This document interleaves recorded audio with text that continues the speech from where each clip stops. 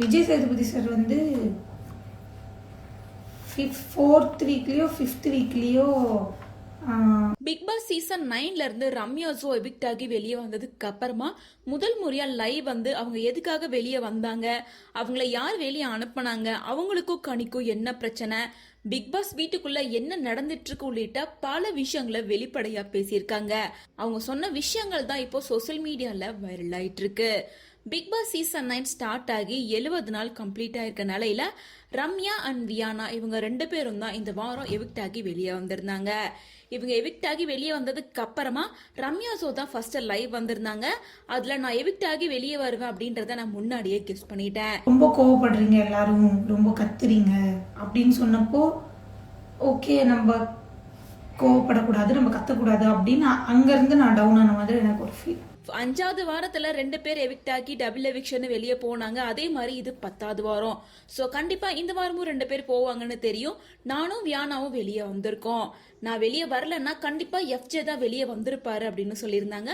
அது மட்டும் இல்லாம நான் வெளியே வந்ததுக்கு காரணம் விஜய் சேதுபதி தான். அவரு நான் 4வது வாரம் 5வது வாரத்துல இருக்கும் போதே வந்து நீங்க சத்தமா பேசுறீங்க, மெதுவா பேசுங்க அப்படின்னு என்ன குறை சொல்லிட்டே இருந்தாரு.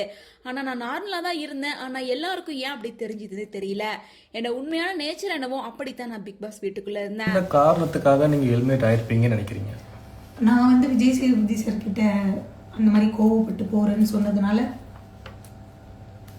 அது மட்டும் இல்லாம போன வாரம் வந்து நான் வெளியே போயிடுறேன், என்ன விட்டுருங்க அப்படின்னு சொல்லி நான் கேட்டிருந்தேன்.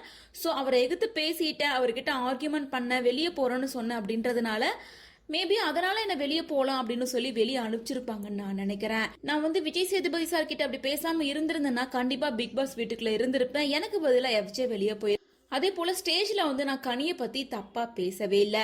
எப்பவும் போல அவளை கிண்டல் பண்ற மாதிரி பச்சையா நடிக்காத அப்படின்னு சொல்லி ஜாலியா பேசியிருந்தேன்.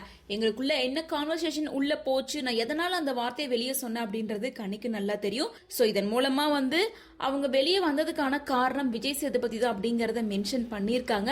அதே நேரம் கனி கிட்ட பேசினது வெளியே தப்பா ப்ரொஜெக்ட் ஆகும் அப்படின்னு நான் எக்ஸ்பெக்ட் பண்ணவே இல்லை. இதன் மூலமா தன்னோட எவிக்ஷன் கனி கூட இருக்க பிரச்சனை அப்படின்னு சொல்லிட்டு எல்லா விஷயத்துக்கும் கிளாரிபிகேஷன் கொடுத்திருக்காங்க.